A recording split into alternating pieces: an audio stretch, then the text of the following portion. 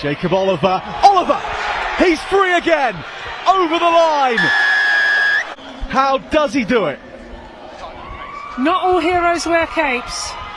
Jack, jeez Louise, he is, oh my goodness, I have a new hero. Have you ever wondered what it is like to be a professional rugby player? Well, I've just bumped into Jacob Oliver here, who is a professional rugby player. Jacob, what is life like? Is it terribly glamorous?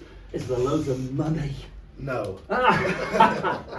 not particularly. I think, rugby as a sport is in a bit of a weird place at the moment, but and especially as a young player trying to break through, it's in a difficult time. But like I said, I think it's much more of a lifestyle than what I thought it would be, and that you are allowed to sort of do other things alongside your rugby, and they encourage you to do so. But no. It's been good fun trying to break through. But you've broken through, really, because how old are you now? 18. 18. You went to Newcastle School. Yeah. You were one of the top flight rugby players. So what is this like? Almost like an apprenticeship? Yeah, essentially. So like, you have to be very good at your age group to break through into the next level. And I think by no means have I broken through at all. I think I've gotten now to a stage where I'm sort of back to level one, and you need to work your way back through the ranks at a club. So He's terribly modest, I've got to say, because I'm just going to drop in a little bit of footage right now. Bullman. Back to Davis. Jacob Oliver. Oliver! He's free again! Over the line! The captain hauling his team back into the fight once again. How does he do it? Not all heroes wear capes. Jack, jeez Louise, he is, oh my goodness, I have a new hero. He is phenomenal. What a player. He just gets his hands on the ball and he's so destructive. That is the lifeline that they needed.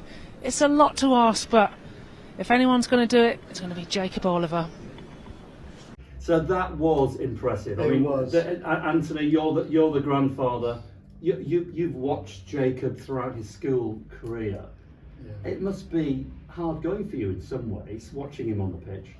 Yes, because I've watched him from that height, and just growing him to the man that he is.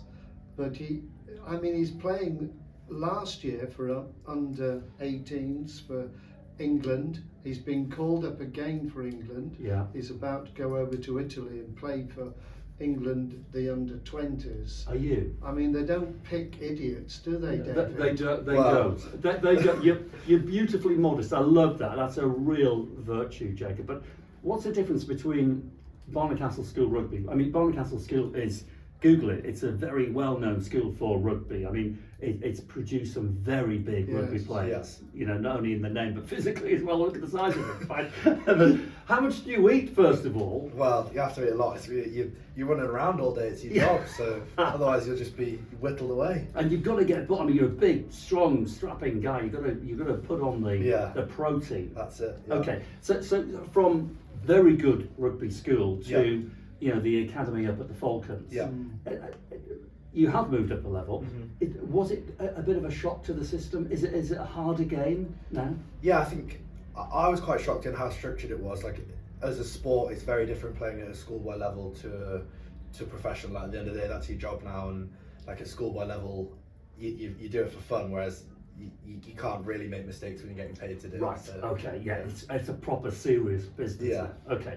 What is the percentage breakthrough? So you have broken through. You're there.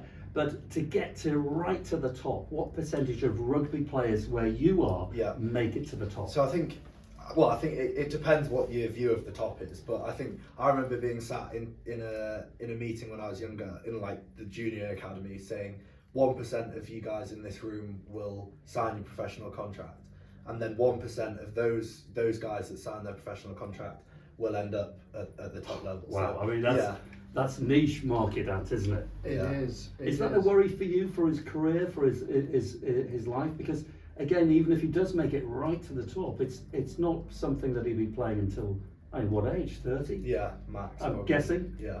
As long as he's not injured. Yeah. That way. You're a businessman. Yeah. What do you see the future with Jacob? Do you see that he plays his rugby career, then goes into business, a rugby kind of business?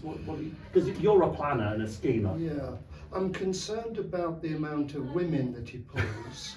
That's got to be said. So are you worried he doesn't get enough? No, he's got a beautiful girlfriend, actually. Very beautiful. Well, don't think I'm editing that because I'm not. Yeah. You don't mind, do you? No, I said you might have got me in a bit of trouble there. No, he's got his head squarely on his shoulders. Yeah, he he does. knows what the scene is, and he's got an enthusiasm for other things, that can introduce himself into the life. He's got quite a few things already that he's very interested in. Now that is interesting, and do you find that, Jacob, with some of the rugby lads that you know older, when they leave the game, they don't really know what to do? It's a bit like someone leaving the military. Yeah. Is it a bit of a shock to them sometimes? Yeah, definitely. Like I've had a few conversations with different people, and I always saw it as I was at a bit of a disadvantage because a lot of the lads that I play with, like rugby's absolutely their everything, and I almost thought that I would be on the back foot just purely because I have other interests outside of rugby and it's not my be all and end all. But I think from more conversations that I've had, it's actually really good that I'm interested in other things because, like people say, like it can be taken away from you at any moment. So yeah, it's a really positive thing, I think. So what about your other interests? Give us a rundown of what they might be. So I'm doing an internship with a corporate finance company at the moment, based in London, which I'm really enjoying. Right. And I'm really passionate in wine. I think we've done a video before. On my other channel, David Harper Antiques. What do I call it? David Harper Antiques TV. Yes, Yeah. we did a wine tasting thing. So he's a young guy, rugby player, but he's also genuinely an expert in wine.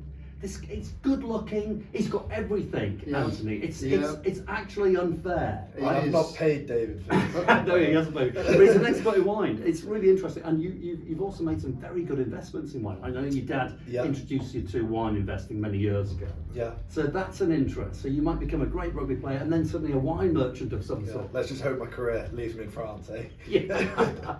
And he's a very good fly fisherman. Is he? Yes. Well, you're big into that. Salmon.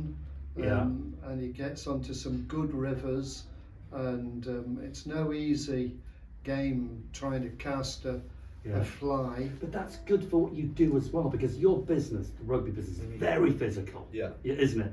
But do you find that fly fishing is sort of like a bit of a meditation period for you? Yeah, so like there's a few of the lads at the club actually spend a bit of time fishing, and I think it's probably the same in any business. I think getting away and just switching off and doing anything, whether it's fishing or walking or sailing or whatever it is, just to try and switch off and recharge the batteries, I suppose. Yeah, because you can't just live in one genre forever, because you just go on burnout. Oh yeah, completely. Yeah, wonderful. Jacob, fantastic bumping into you again. Yeah. Great to see you. Yeah. Yes. Thank you, David. Thank you very much, David. Mr. Harper. Thank you. Yeah. That was super, guys.